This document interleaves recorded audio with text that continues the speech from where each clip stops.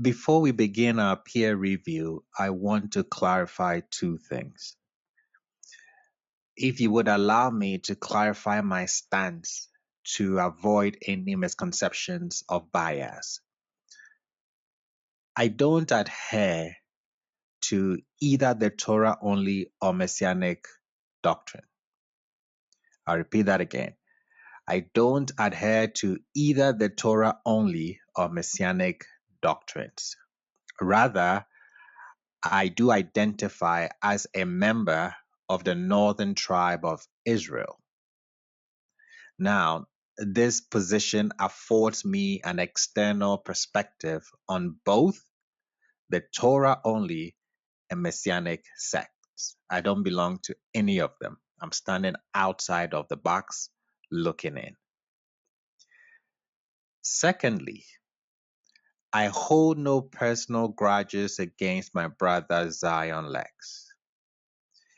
He has indeed established himself as a respected educator in his own sphere. I have supported his endeavors by promoting his classes and materials, fully recognizing the effort it requires to author books and create resources to disseminate knowledge. I am fully aware of that because I've authored quite a number of books as well.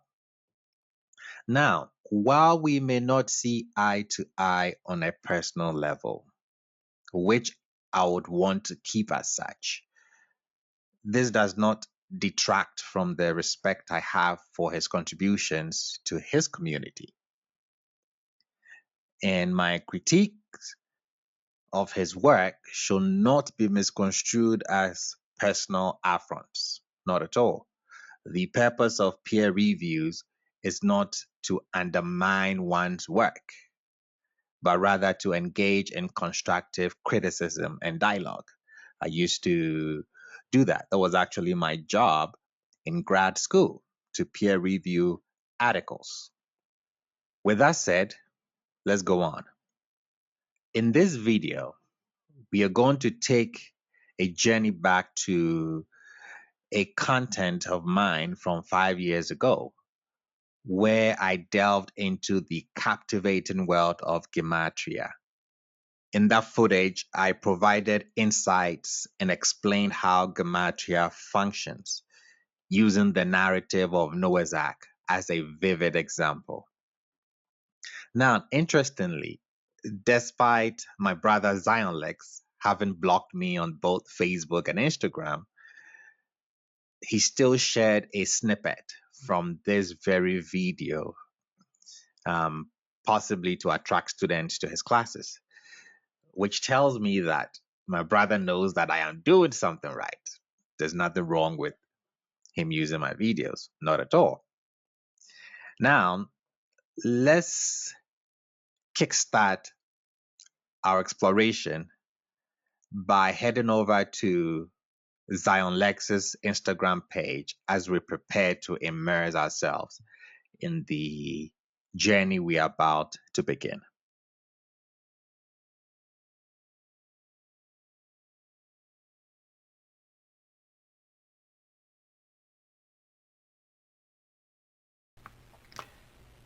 Asian languages use letters of the alphabet for their numbers, making it possible to add up the numerical equivalent of any word. This kind of numerological investigation was turned into a major interpretative method in Hebrew-speaking and reading circles. Since the inspired words of Scripture each had numerical equivalents, one could use the numerical value of words in Hebrew to help fathom deep meaning of the text. The use of these numbers was called Gematria. This method was a very complex and serious business. I believe in the Hebrew community, my brother Avdil Ben Levi, that is Zion Lex, is the one that I have seen use this ancient complex method in his teachings. This may seem weird to us at first sight, but if you think for a second, it's not strange at all. I must say that it's commendable that my brother has retained the video snippet on his Instagram page, at the time of this recording. He's known to only promote content he endorses, which speaks volumes about its value. Now let's delve into the segment of the video where I employ Noah's Ark as an illustrative example. The use of these numbers was called Gematria. This method was a very complex and serious business. I believe in the Hebrew community, my brother Abdil Ben Levi, that is Zion Lex, is the one that I have seen use this ancient complex methods in his teachings. This may seem weird to us at first sight, but if you think for a second, it's not strange at all. We today use Roman alphabets, A, B, C, D, but Arabic numerals, 1, 2, 3, 4. But we are also familiar with the Roman numerals, where I is 1, V is 5, L is 50, C is 100. For Asians, not just Hebrews and Romans, the alphabets did double duty. I will use the book of Genesis, the narrative about Noah, to explain this further to give you an idea. And Elohim said to Noah, the end of all flesh has come before me, for the earth has become full of robbery because of them. And behold, I am destroying them from the earth. Make for yourself an ark of gopher wood. You shall make the ark with compartments, and you shall chock it both inside and outside with pitch. The word for ark in Hebrew is teva.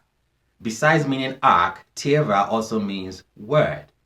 So the word ark has a linguistic connection. Put that in your spirit. Let's look at the dimensions of the ark. Make for yourself an ark of gopher wood. You shall make the ark with compartments, and you shall chock it both inside and outside with pitch. And this is the size you shall make it: 300 cubits, the length of the ark, 50 cubits, its breadth, and 30 cubits, its height. So we have 300 cubits, we have 50 cubits, and then we have 30 cubits. Now, 300 is the numerical value for the Hebrew alphabet Shin. 50 is the numerical value for Nun. 30 is the numerical value for Lamed. Take these letters and arrange them, and one of the words that it spells is Lashon, tongue, or language. So, build for yourself an ark, yes, a physical ark. But esoterically, Noah is being asked also to build for himself speech, rectified speech, to know how to speak. As if Yah knew he was going to use his speech, his words, his language to curse his own grandson, Canaan. Awesome. So presumably, you now have a basic understanding of the process. My brother Zion Lex has utilized Gematria as evidence that Deuteronomy 28, I believe 45, references the transatlantic slave trade, reinforcing our mutual agreement in Gematria's power to enhance text interpretation. My brother employs the same age-old methodology to substantiate his interpretation of Deuteronomy 28:45 as a symbol of the transatlantic slave trade. Let's take a closer look at that compelling video. So in the book of Deuteronomy, chapter 28, which is the go-to chapter for Israelites in self-identifying ourselves today, right? Most of us identify ourselves as Israelites in part because of the curses of Deuteronomy 28.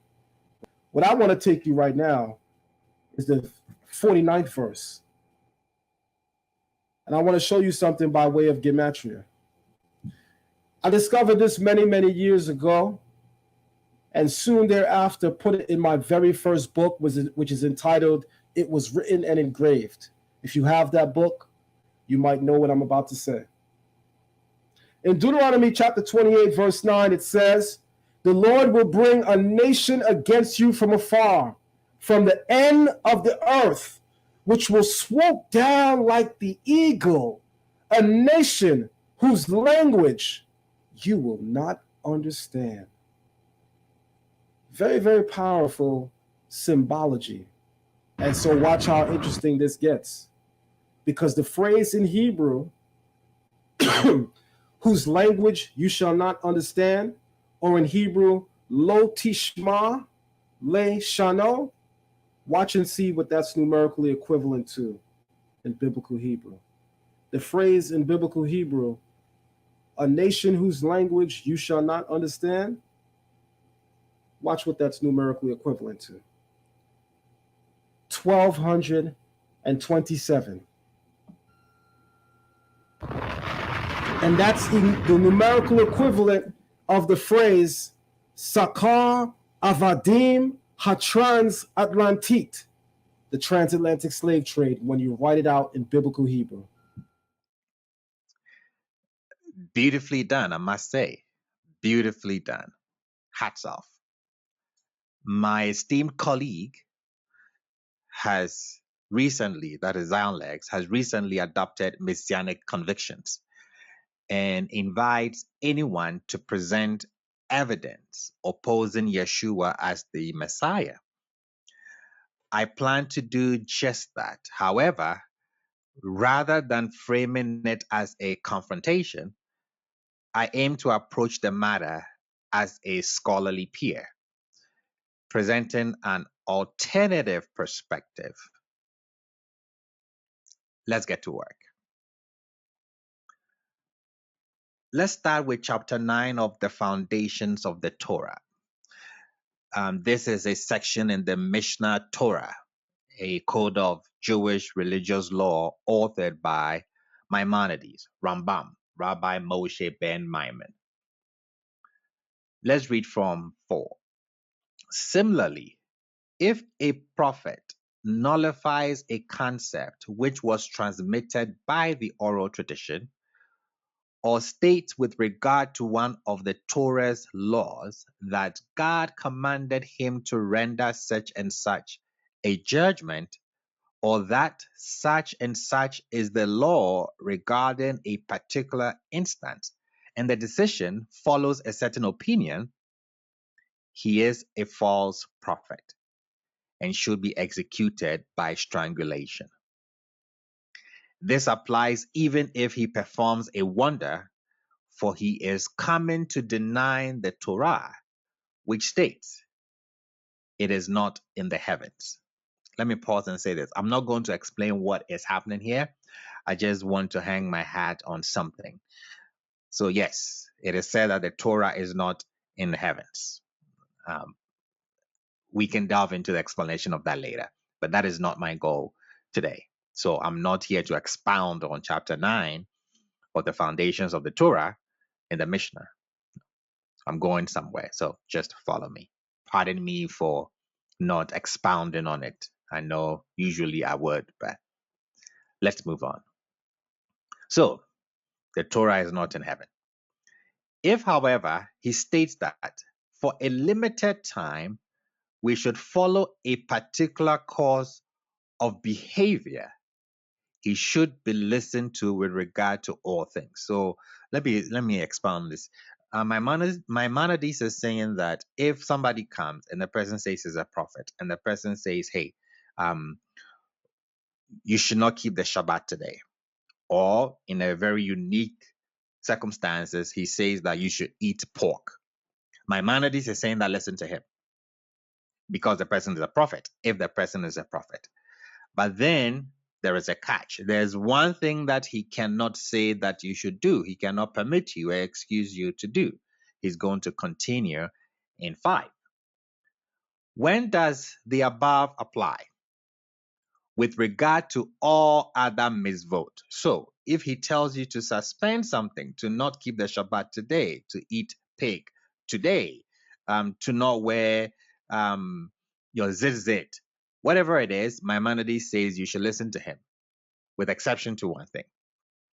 Regarding the worship of false gods, however, he should not be heeded, even for a limited time. So he's saying that the prophet can tell you that you should eat pork. The prophet can tell you that you should not wear your zitzit. The prophet can tell you that You should not keep Passover this season for a limited time. He can say that. Maimonides says, listen to him. With regards to one thing, if he says you should follow other gods temporarily, with that, he should not be heeded. And he continues, even if he performs great wonders and miracles and says that God commanded him to worship false gods only on this day or only during this hour, he is considered to have spoken perversely against God. So he's a false prophet. You should not listen to him. Now, concerning this, the Torah has commanded us, my focus, where I want to hang my hat on. Deuteronomy 13.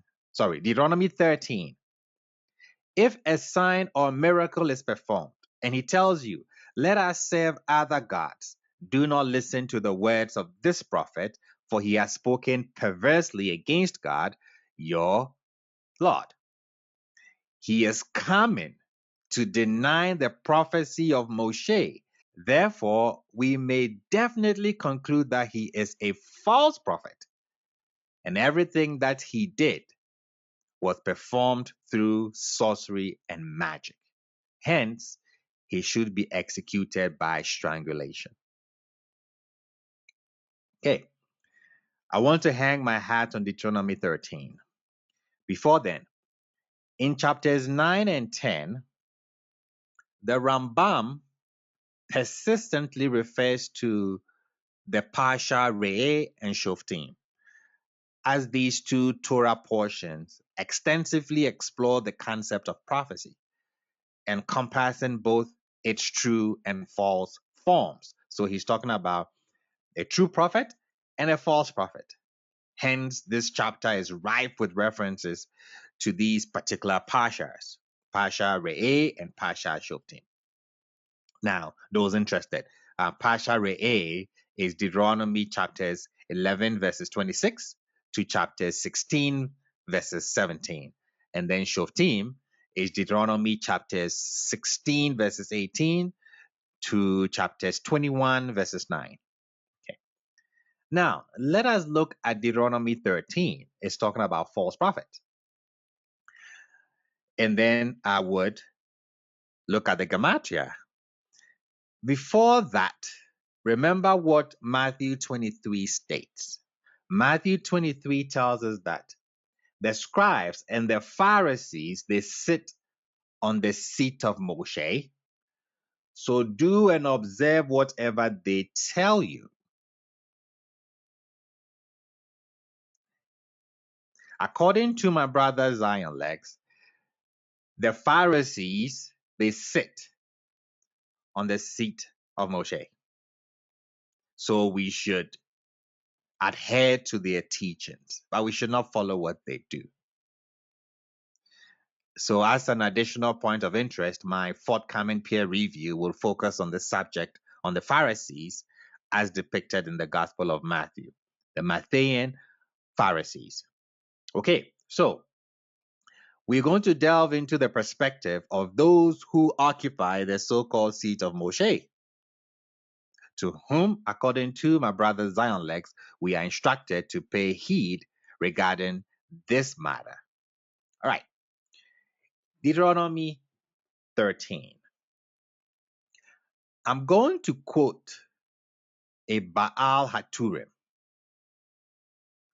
Most of you don't know who he is, so let me give you a bit of a background here. I've always been drawn to the art of commentary, having penned a few of my own. During my graduate studies, a mentor of mine suggested that I craft an academic paper where I would juxtapose the interpretations of three esteemed commentators on the Humash. The Humash is the five books of Moshe. So I chose Rashi, Ramban, and then the Baal Haturim. Okay. During the process of researching and writing this paper, I stumbled upon the intriguing insight that I am about to share with you. a Baal Haturim on Deuteronomy 13. Let's read it first, and then we see who Baal Haturim is. If a prophet or a dreamer of dreams arises among you and gives you a sign or a wonder, and the sign or wonder that he tells you comes to pass, and if he says, let us go after other gods, which you have not known, and let us serve them, you shall not listen to the words of that prophet or that dreamer of dreams. For Yud-Heh-Vav-Heh, your God, is testing you to know whether you love Yud-Heh-Vav-Heh, your God, with all your heart and with all your soul. So we are looking here at a false prophet, a prophet that is coming from among the Judeans, the Jewish people. And the prophet, or this false prophet, is performing signs and wonders. But then he tells you, let us go after other gods, which you have not known, and let us serve them. Moshe is telling us, according to those who subscribe to the authorship of Deuteronomy by Moshe, or the Humash by Moshe. So let me rock with that. According to Moshe, you shall not listen to the words of this prophet, he's false, or this dreamer of dreams. Okay, there is an intriguing Baal Turim here. But who is the Baal Turim? The Baal Turim, the name means master of the rolls, was one of the esteemed commentators on the Humash, which is the 5 books of Moshe. He is also known as Rabbi Yaakov ben Raash. He was a prominent rabbinic authority during the late 13th and early 14th centuries in Spain. His main contribution lies in his work in Halakha, which earned him the title Baal Haturim, meaning master of the rolls. He authored a comprehensive 4-part code of Jewish law. This legal code became a standard reference for both Sephardic and Ashkenazi Jews for a considerable period of time. The first complete edition of his work was printed in 1475, shortly after the invention of the printing press. And in terms of popularity, his work ranked second only to the Bible among Jewish works printed in the 15th century. So he was quite an important figure. That is why I added him to my paper, writing about the 3 commentators, Rashi, Ramban, and then the Baal Haturim. Awesome. What does this commentator, what does the Baal Haturim say on Deuteronomy 16 using Gematria? Now, the Baal Haturim provides insight, or must I say, insightful analysis on the Torah portion Re'eh that you have on the screen. He writes that the word translated as among you, Beker Baka, has a numerical value of 324. Pay very close attention. He says Beker Baka has a numerical value of 324. He doesn't stop there. He goes on to say that the phrase, this is the woman, Zua Isha, also has a numerical value of 324. Let me repeat that again. The Baal Turim,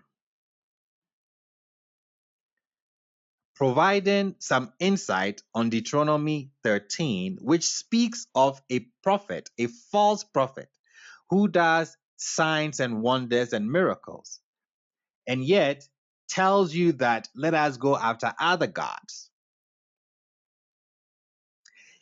The Baal HaTurim is telling us that the word translated as among you,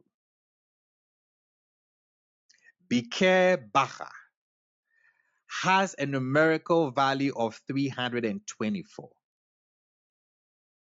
He goes on to say that the phrase Zua Isha, this is the woman, also has a numerical value of 324. Awesome.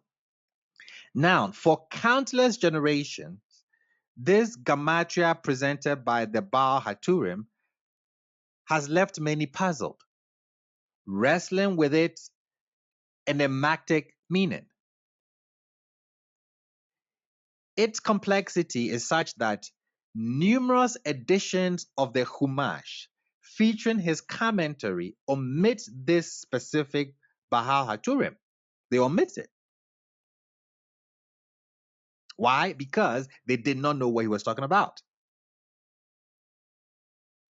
Now, there's a tradition that holds that Rabbi Akiva Eger, who was a prominent Talmudic scholar, esteemed Halachic authority, and leading figure in European Jewry during the early 19th century, offered a captivating interpretation of this particular Gematria from the Baal HaTurim. Rabbi Akiva Eger, proposed that the Baal HaTurim's enigmatic commentary was not random or arbitrary. Instead, he suggests that the Baal HaTurim was alluding to specific figures in history. He was referring to Yeshua and his mother when he said, "This is the woman." So, according to Rabbi Akiva Eger, a preeminent Talmudic scholar, esteemed Halachic authority, and leading figure in European Jewry, comments that the Baal HaTurim was alluding to Yeshua and his mother when he tells us that the numerical value of among you is 324, and is the same as the numerical value of this is the woman. Rabbi Akiva Eger says that he's referring to Yeshua and his mother. Remember, the context here is talking about a false prophet. A prophet who appears to be genuine, but then tells you to go follow other gods. Now, Rabbi Akiva Eger doesn't stop there. He gives more proof. He says that look at the word translated as prophet. Navi has a numerical value of 63. And then he says the phrase Rabna and her son also has the same numerical value of 63. So it seems that just as my brother Zion Legs demonstrated using Gematria to say that Deuteronomy 28:45 is referring to the transatlantic slave trade, the Baal HaTurim and Rabbi Akiva Eger used the same method way before my brother Zion Legs to tell us that we should look at Deuteronomy 13 and look at the numerical value of the word translated as prophet. It is 63. is the same as the numerical value for and her son. And then look at the numerical value for among you. It is 324, is the same numerical value as this is the woman. And they conclude that the false prophet who will come from amongst you and ask you to follow other gods after performing all these miracles and signs is Mary and her son Yeshua. I'm not saying this. I'm using the descendants of the Pharisees who sit on the so-called seat of Moshe, who we are told to listen to their teachings. And I'm presenting the data to you as I humbly peer review my brother Zion Lex. So on the level of Gematria, a hermeneutical method used in Jewish tradition to interpret the Hebrew scriptures, it suggested that Deuteronomy 28, verses 45, I believe, which Zion Lex has interpreted as referring to the transatlantic slave trade, also carries a warning against believing in Yeshua, positing himself as the false prophet mentioned in Deuteronomy 13. You want the source for it? Here you go on my screen. It's Deuteronomy 13:2. If there will arise among you someone proclaiming himself as a prophet, or as someone receiving messages from heaven in a dream, etc. It says, there is a bracket by the publisher in my edition that calls attention to a Gematria. Our author did not completely publish in his commentary known as Baal HaTurim, in which the letters of the word prophet 63 are shown to have the same numerical value as the word and her son. The author did publish the other half of this, that is, that the word amongst you is equivalent in numerical value of the word this is the woman. That is, the woman experiencing the Immaculate Conception who gave birth to the founder of Christianity, who was halaically a Jew because it says he's going to come from amongst you. Clearly, the author, living as he did in Christian Spain in the 14th century, where the Inquisition held sway, did not want to expose himself to the accusation by the Inquisition that he had labeled that man as a false prophet. And like I said, Chumash editions printed in predominantly Christian countries either omits the author's comment on this verse altogether or present it in an entirely unintelligible form. So clearly, this interpretation is not personal conjecture, but rather a perspective offered by those who are seen as the spiritual descendants of Moshe, sitting, should I say metaphorically, on his seat of authority, those who sit on the seat of Moshe. They offer this interpretation based on the understanding and application of the principles of Gematria.